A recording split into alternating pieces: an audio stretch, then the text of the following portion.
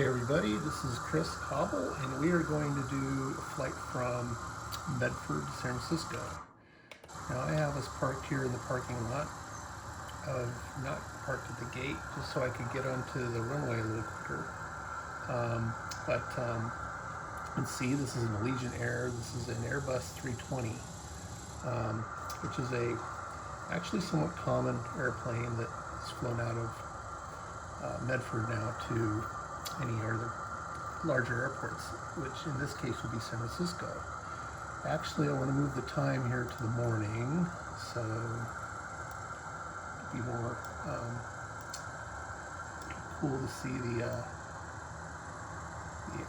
let's actually move to about 5 o'clock. We can just start seeing the sun come up. Anyway, I gotta get the plane started here, so back in the thing, I'll get the plane started. Medford Ground Allegiant 23 IFR to San Francisco, ready to copy. And my co-pilot will start announcing. Takeoff runway 14 climb and maintain 15,000 feet. Departure frequency is 124.3, clock 0066. So we're flying an IFR flight plan, which means essentially the air traffic control will be telling us where to go, Takeoff which we runway can 14 climb and maintain 15,000 feet. So we have to follow what they say. The other alternative is VFR flight rules, which are visual flight rules, which means that you have a little bit more discretion. In this case, we're still going to get instructions from the flight. Now, we're not going to do the whole flight. We're going to take off, and then I have an area that's saved, so we can when we're flying into San Francisco, we'll actually be closer to the airport. Okay, so Medford Ground Allegiant 23 with whiskey ready to taxi IFR. they're ready to have me taxi. Where are they going to have me taxi to? Allegiant 23 taxi to a call short of runway 14 by taxiway Alpha. Contact tower on 119 decimal, full when ready. Okay, so it's going to have me Taxiing pull. hold short runway 14 via taxiway Alpha Allegiant 23. So I'm going to pull out over here. Get the engines going a little bit.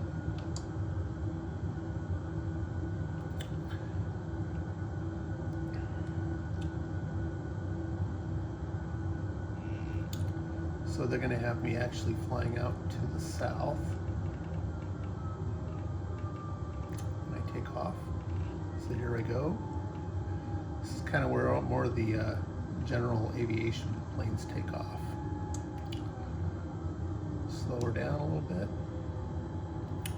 And some of you who have followed me before can see just how amazingly accurate the graphics are and the landscape is in these airports, considering exactly what the landscaping and everything really looks like. It's an extraordinarily realistic flight simulator. That if you can get to the point where you're mastering how the planes fly pretty good, you can start at least attempting to fly the big jets. Big jets are like this one are not easy to operate. They're really hard to land. But anyway, they're fun. They're a fun challenge, and it's fun to imagine yourself as a big-time flight pilot. So you'll be running up to the runway here. I always have my co-pilot handle the communications because it's a lot easier than me doing it every single time. Now those things up there, those actually demarc airports. Even the little dinky ones that are basically just a little field count as airports. Medford Tower Allegiant 23 at runway 14 ready for takeoff IFR to San Francisco. Allegiant 23 cleared for takeoff runway 14. So here we go, ready to Cleared take for off. takeoff runway 14 A couple things I have to 23. remember to do is make sure that my flaps are all the way down. It's extremely not a good idea to take off without your flaps. So my flaps are down, and I've just learned this through playing flight simulators quite a bit. Just the basics of how to fly, at least take off, which I'm good at doing, landing, which I've stuck a few times, but done my fair share of horrible landings, especially in San Francisco. San Francisco is hard because of the weather, the wind, the crosswinds. That makes it a real challenge to try to land. So here we are lining up for the runway. Those of you who hate flying are getting nervous because it's like, oh my gosh, we're going to take off. Don't worry, I'm behind the wheel. I know what I'm doing. Okay, so we've lined up. I'm going to go ahead and give it the gas. There we go. Now right here, down here, that shows your speed.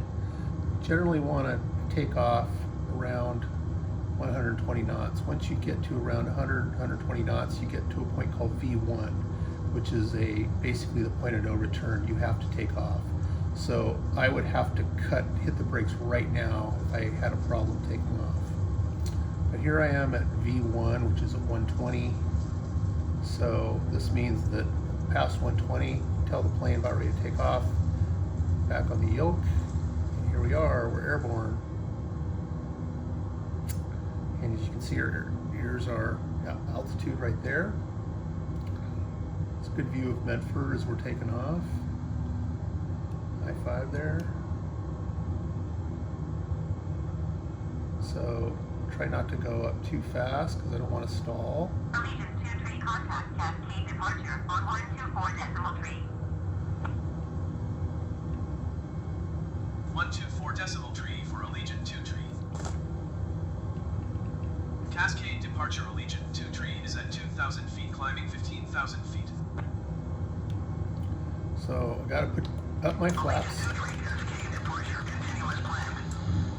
and my landing gear. So the way I've set up, this tells me where I'm supposed to go. That's an option I can set, although I can pretty much tell from the instruments where I'm supposed to go. I set a flight plan, and this instrument shows essentially the green path that tells me which way to go. So basically what I will do is follow that green path, because that is my direction to where I get to the next waypoint.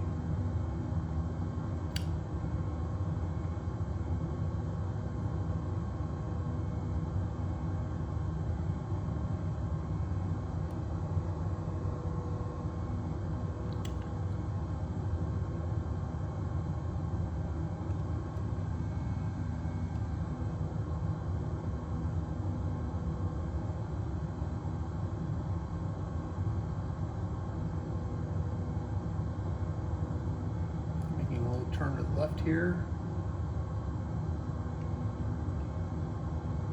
about 5,000 feet.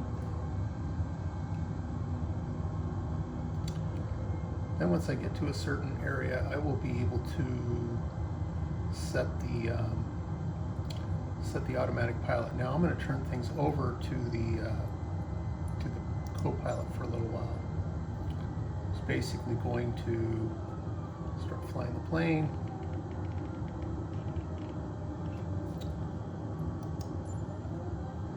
Let's wait a little bit. Let's get to closer to the next waypoint before I do that.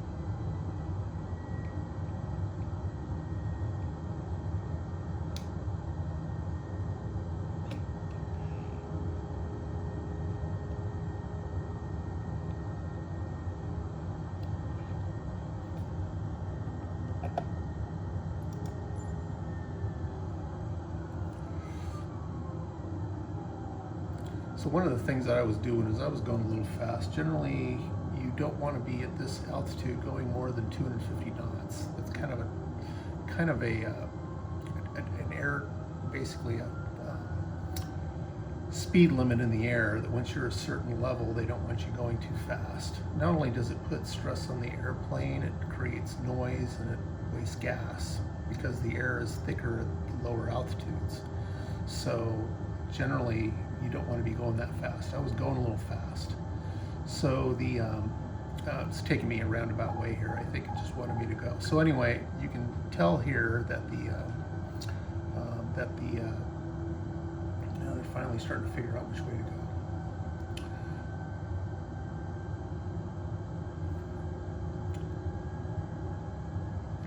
Yeah, when you fly with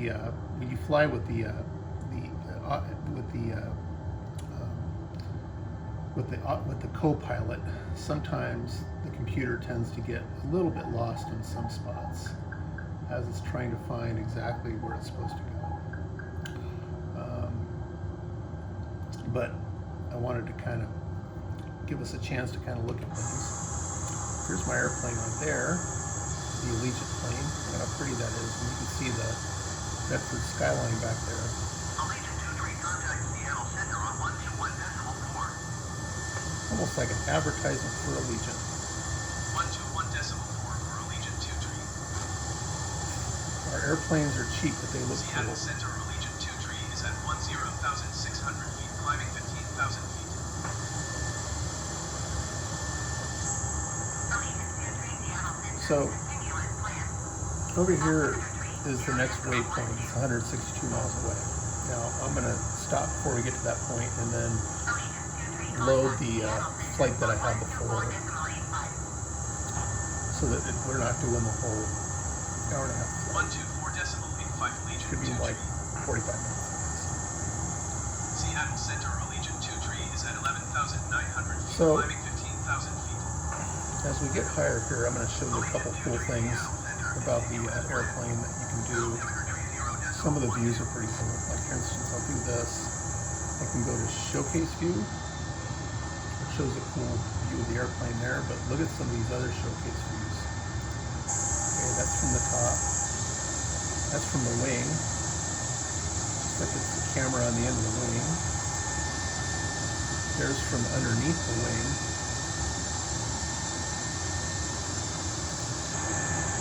And that's from under the plane. This is actually a really cool one, the under the plane one, because you can hear the engines. It's really cool when you're landing. There's a view from right back of the wing there. You can see the jets right here. From the other wing there. There's a view of them. And that's a pretty cool view. You can see the land down there. That's a cool view. Oh, and that's from seat 11C. And that's from the other side, seat 11F or whatever. Allegiant 23, climb and maintain So flight this is level what it would look like if you were flying in my plane. You know, see there's a little bit of Climb and maintain You're flight riding level in my plane. 260 Allegiant 23. there's a little bit of a chop, as you can see, shaking around a little bit. So let's go back to the cockpit here. There I am. So I'm going to show you kind of how the autopilot works. This is different from the co-pilot. The autopilot is essentially what most air pilots use to keep track of where they're going. So what I will do is I will actually set this on plan mode, and then it will basically follow the flight plan. Altitude is already set at 260,000 feet. I can set the vertical speed, and that shows I'm going to go up 1,500 feet per minute on that. The auto throttle's on, autopilot's engaged. Set the speed there, and it'll show that I'm going up right here. That's my altitude increased up to 26,000 feet. That's the speed that I'm trying to set it to, and that is the altitude that I'm going to send it to. And then I have it on flight plan, so it's going to follow essentially what my flight plan is, you can see it's right in the green. That's my flight plan. If I want to, I can also look at my map, my GPS map, which shows it right here. You can see that I'm just following the flight plan. It shows the flight plan all the way down to San Francisco, right over here. So let's go ahead and go back here.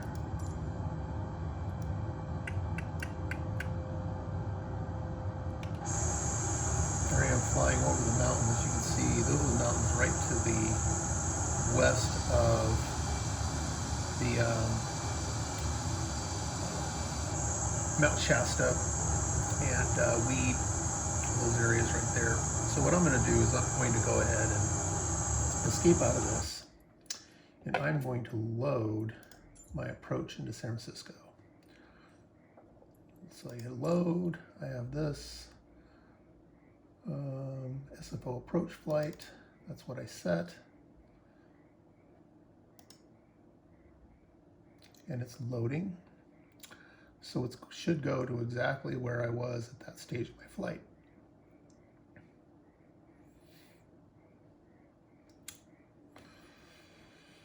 Sometimes it can be a little bit of a challenge once it opens where you load, because your plane's not exactly set up to where it was. So we'll see how well set up my plane is. I've been to times where just basically my plane is completely shut down, but it's just a glitch in the software. But this will move us about 250 miles closer to San Francisco, maybe more like 180 miles to San Francisco.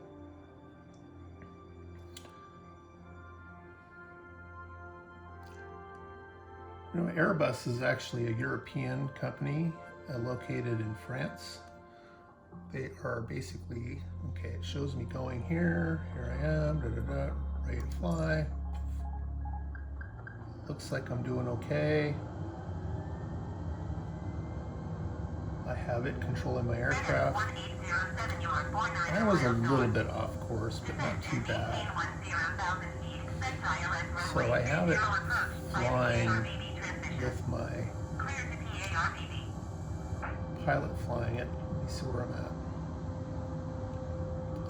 I should be down near the bay, very close here. Let's see where we're at.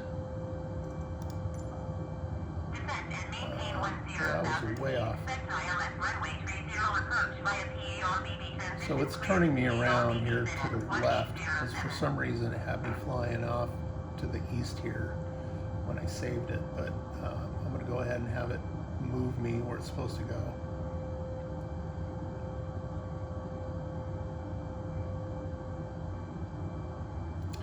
And this is not exactly the way I had it set up, but at least we're in the right location.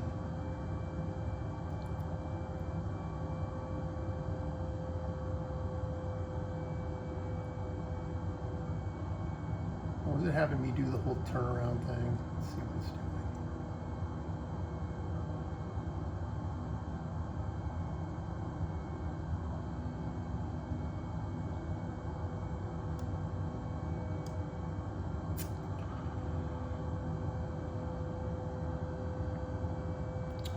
I can actually change the way it's showing up here. I can change it to my waypoint there, which is where that is. It's taking me over to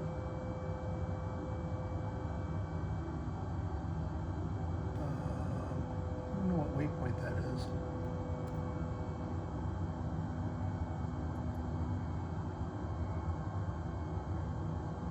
Well, here, I'm going to take over control of what's going on here, because this is not working. So I'm going to take over control of the plane, because it's having me go, I think it's having me go back to where that last waypoint was, which is not where I want to go. I want to go to San Francisco. So I'm going to turn off the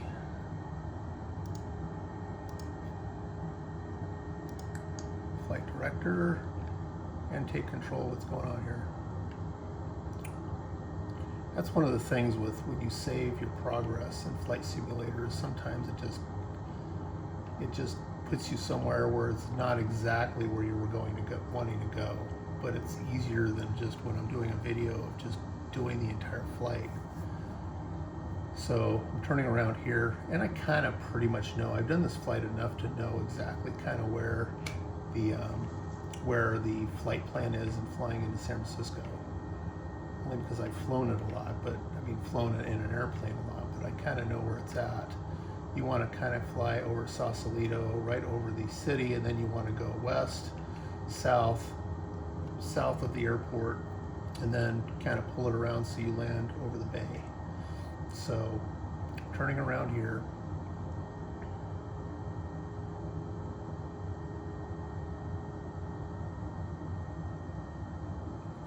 I think they may have me on a VFR. Yeah, they do have me on a VFR flight plan. So, what I'll do is when I get it closer to San Francisco, I'll go ahead and radio the tower and ask them to give me essentially a flight plan to fly in.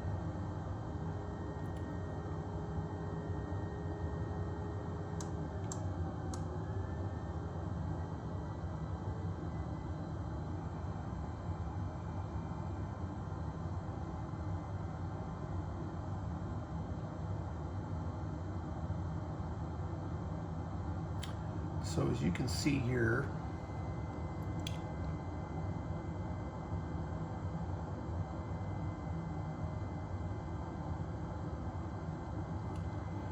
we're getting closer to where the bay is.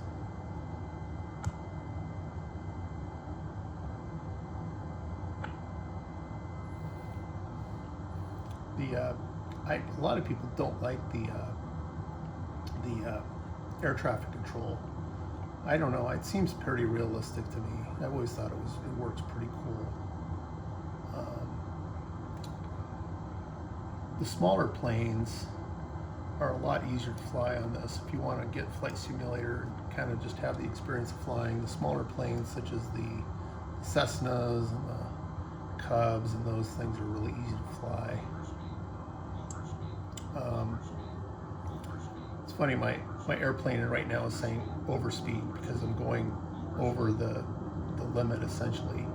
The 747s have this clacking noise, clack, clack, clack, clack, clack when you're over the speed. And there's this video that was done by a 747 pilot playing Flight Simulator because he wanted to see how, and he was actually having a really hard time flying a 747. And this is a guy who's a 747 pilot. But one thing he said was pretty funny. He said that when that clacking is going on, a lot of times the 747 pilots will just ignore it, and they have an attitude as if you're not clacking, you're slacking, which means that, you know, a lot of these guys are on a deadline, they got to land, especially the cargo pilots, they got to land and they got to do their different legs, so if they're clacking, they're slacking. I'm going to try to cut some altitude here, go down to more about 10,000 feet. Right over here is Sausalito, and then San Francisco is right there. So I'd like to get a better view of the bay as we start coming in.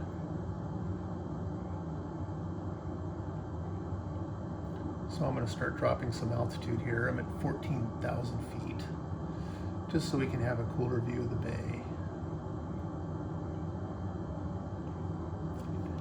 Now, when I entered my flight plan, I actually entered the flight plan so I would fly the plan that I'm doing. I'm just not going to have the same air traffic control direction.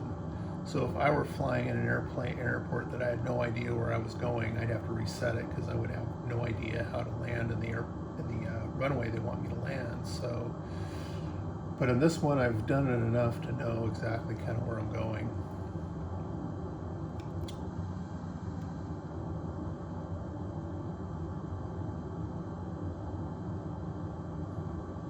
So this is if you can see over here, that would be over here, this would be Berkeley. Oakland's almost right across from San Francisco right there. You can see Alcatraz Island right there. Wait a minute, maybe that isn't Alcatraz. Yeah, I think it is actually. Sausalito, we're gonna fly right over the Golden Gate Bridge. The Golden Gate Bridge goes from the city essentially over to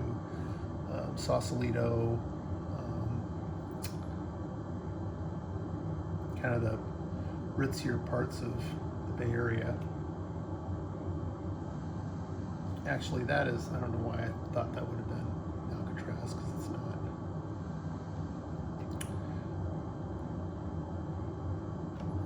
I don't think I need this.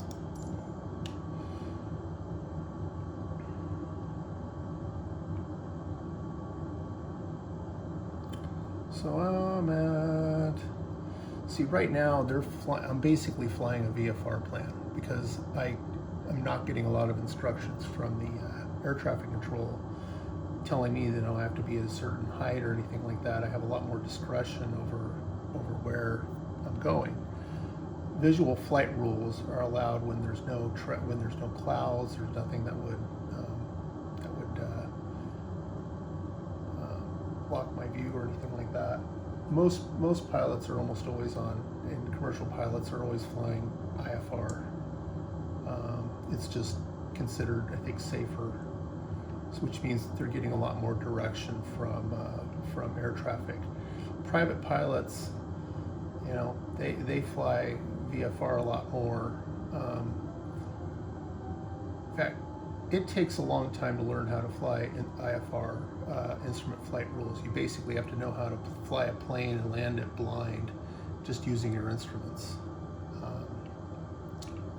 Well, there's the Golden Gate Bridge right in front of us there. That's the Bay Bridge over here. It's Golden Gate Bridge right over here.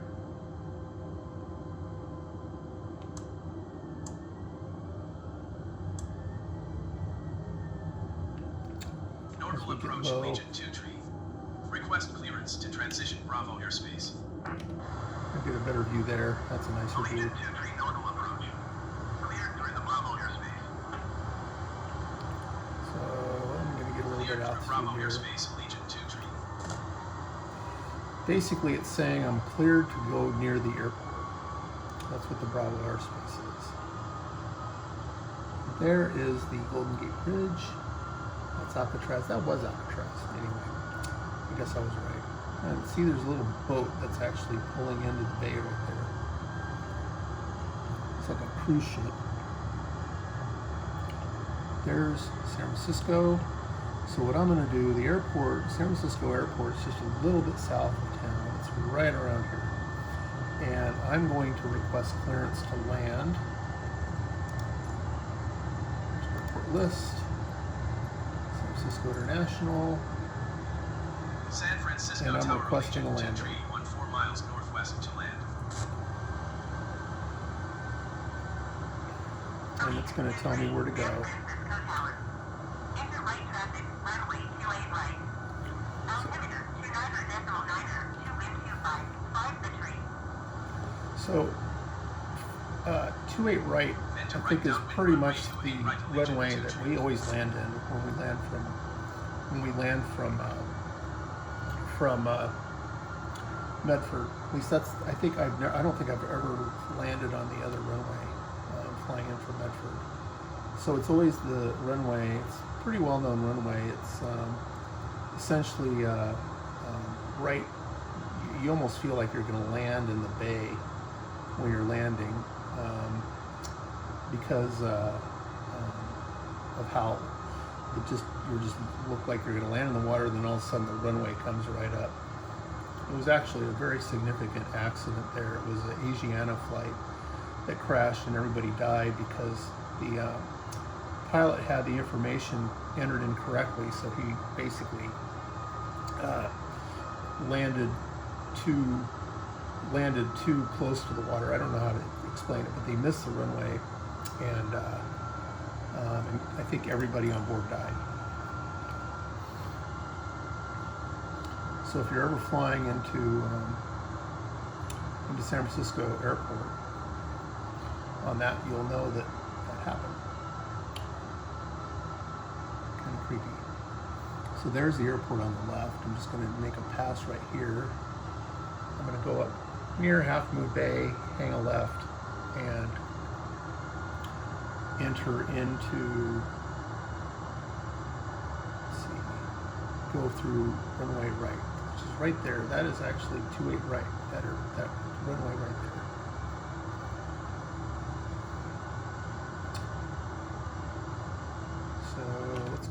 here.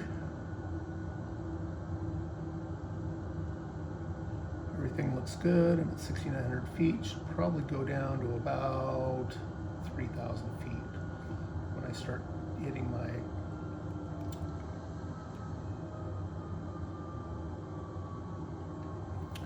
make sure that my had the auto throttle on, which was affecting my my speed there.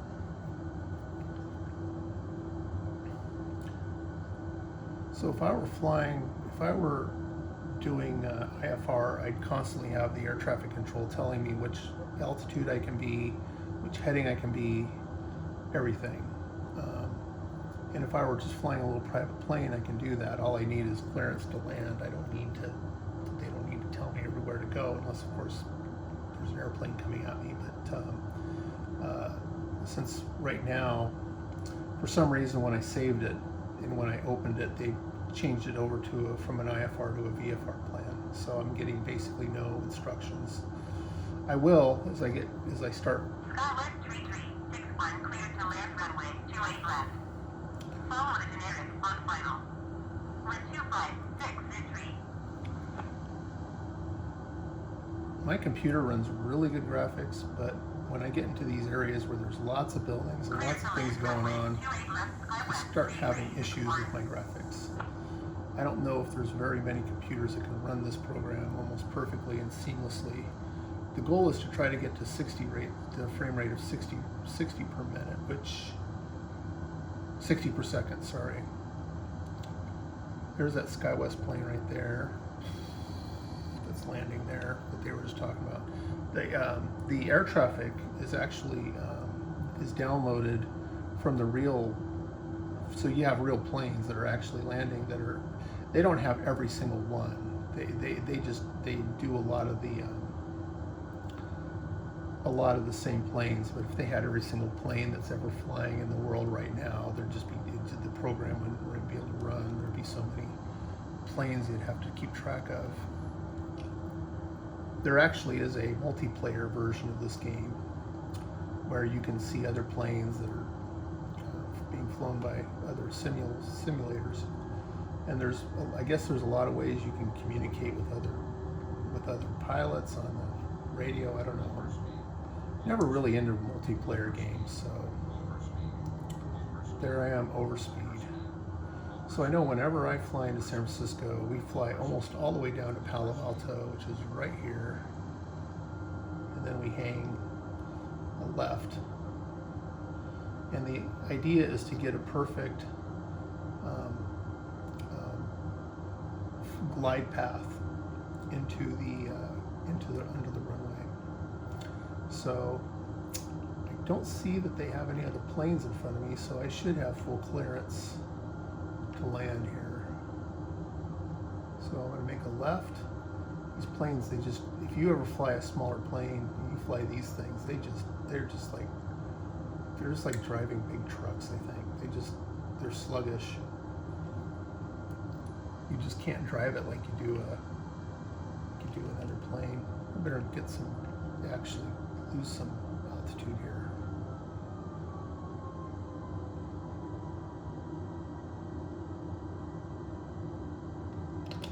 I'm going to go flaps 1. That'll allow me to start dumping some altitude here and cut my speed, because I am probably about 2,000 feet high, higher than I want to be. Skywest 3361 exit runway with naval.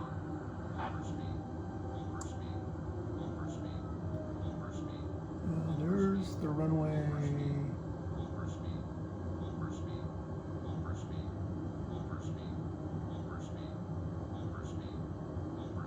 Right there. You can see the two runways. Mine is the one on the right. That's where I want to go. So I need to go a little bit over here to the right. Drop more altitude because, basically have to be at zero sea level. I'm at 5,000.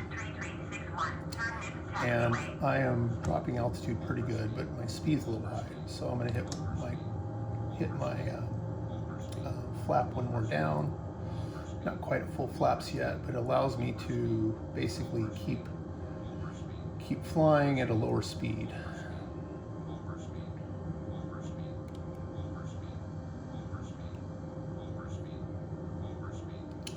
And then when I get lower, I'll show you what the plane looks like right here.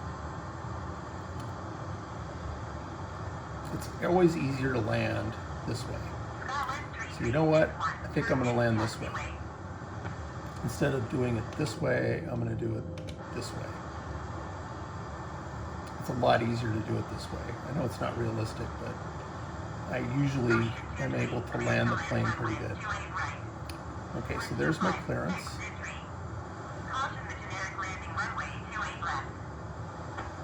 There's another plane in front of me who's actually going on the left lane. Runway 28 right, Allegiant 23.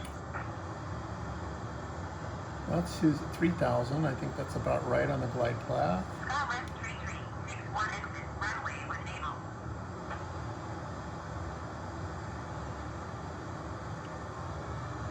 Give me a little power. I'm getting a little slow here. Did you guys fly this flight? You always see the same thing right there on the left as you fly over Palo Alto. One time I flew and I could clearly see Stanford University. There's that gigantic floating bridge over the bay. Scotland 3361, turn into taxiway.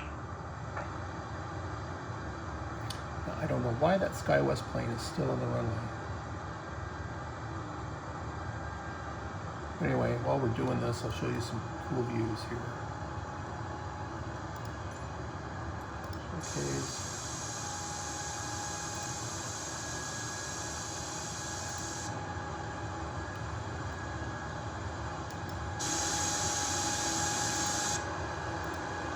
Okay, actually got to land, so let's stop that. Scotland 3361, turn into taxiway.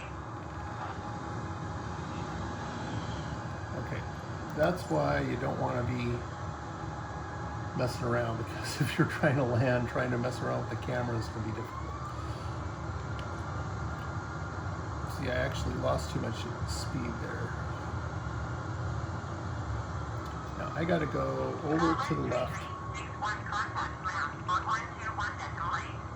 Looks like that SkyWest plane is finally off the runway, so I don't have to worry about him. There we go. 121.8, Yeah, I'm going to put out my, my landing gear.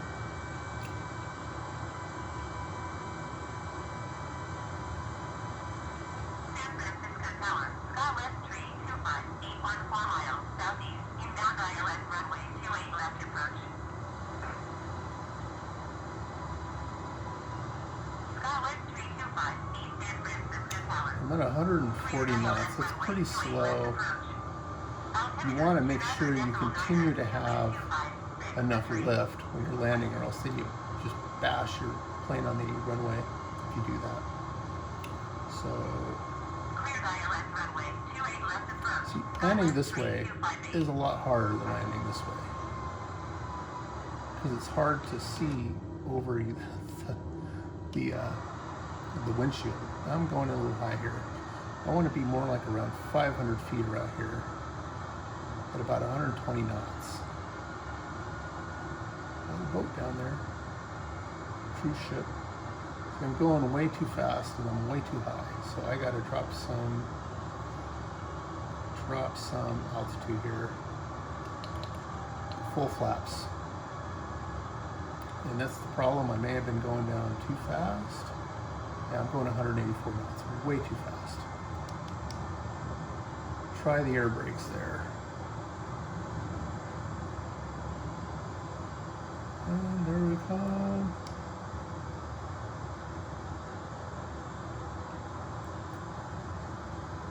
Okay, whoa, a little bit to the left there. Really not good. Okay, I think I'm going to recover though.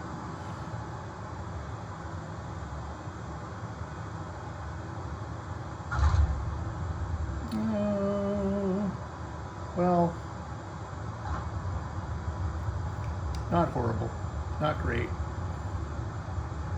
but not horrible. After all, I've landed in an airplane that did that bounced up before. So, and everybody survived. And there I am. I'm in San Francisco. Turn this taxiway. So I'm going to request taxiing instructions.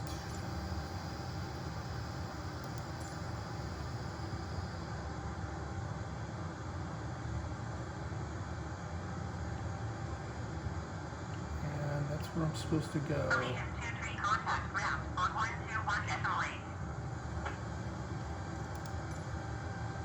Going to 121 decimal in Allegiant 2 tree.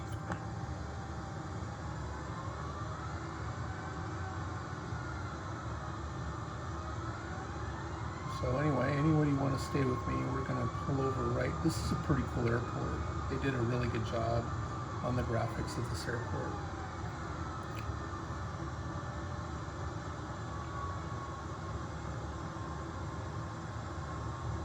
Skywest 325, 8 clears to land runway 28 left. Wind 256 entry.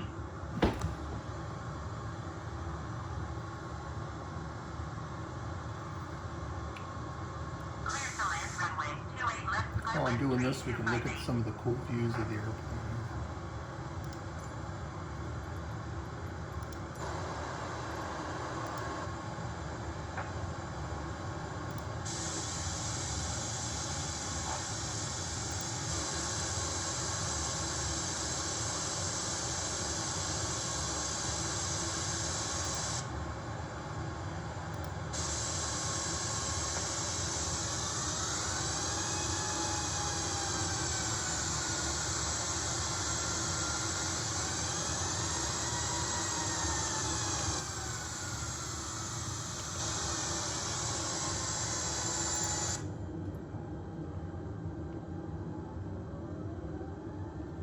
As we get closer to the airport here, you'll see a lot of the little cars and stuff running around.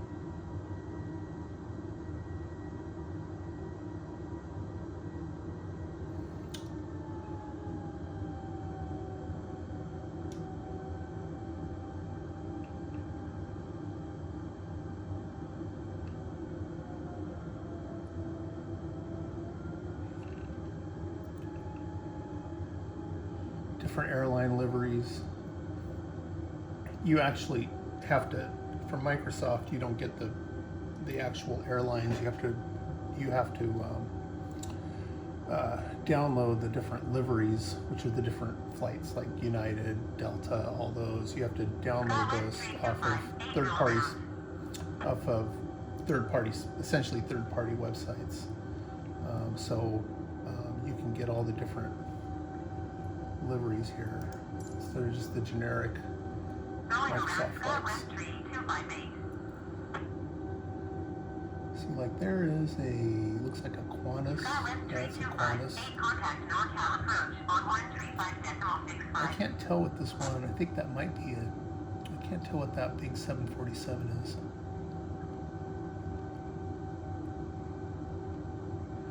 And I have no idea where they're going to park me. 135.65 for Skywest 3258.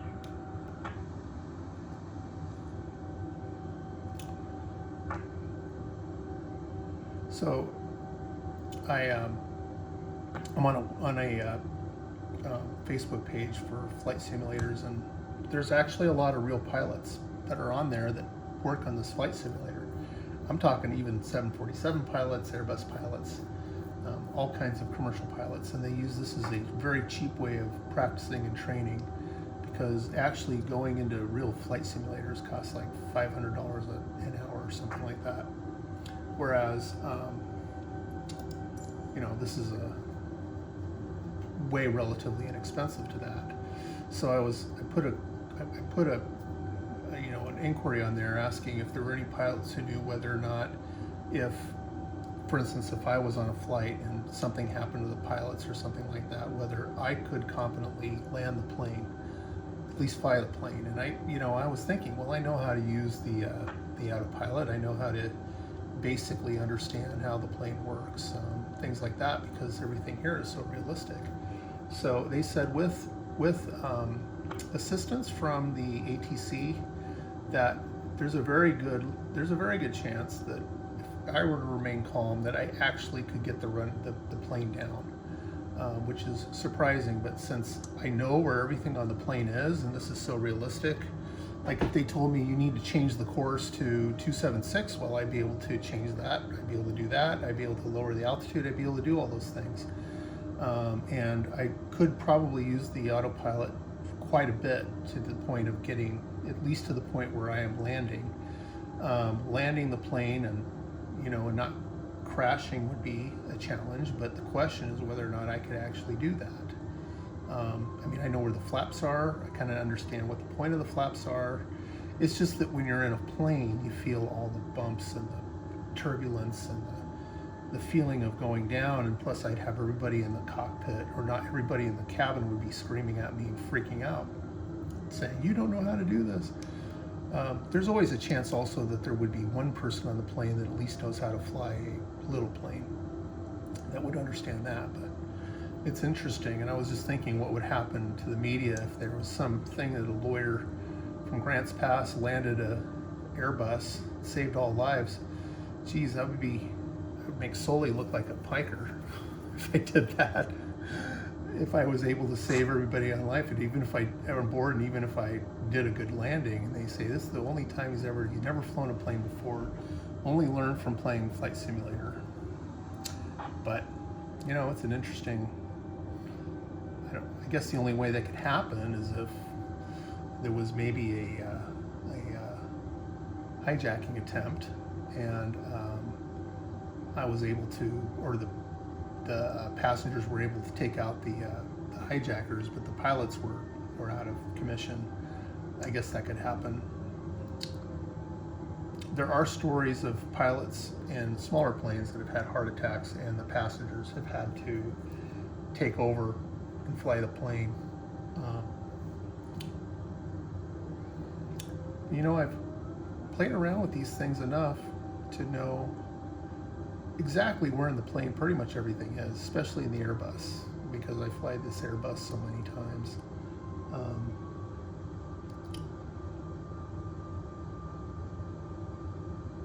What is that flight? Oh, that's a Ryanair up there. So where are they having me park? Oh, I think I'm over here.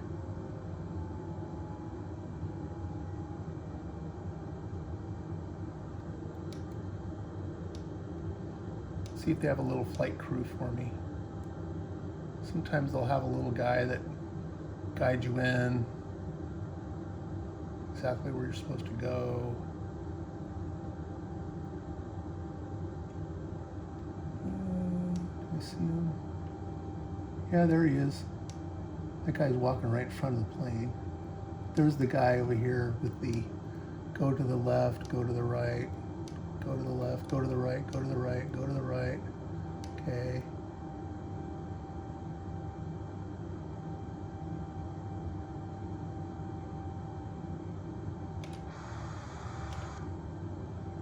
Okay, he's having me go up, go up. All I have to do is go straight. There he is. Come in, come in. Stop, stop, stop.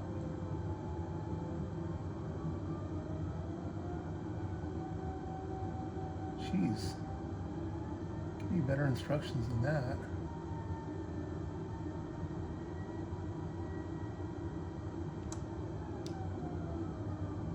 I don't know, maybe he wanted me to back up, who knows. But anyway, here I am.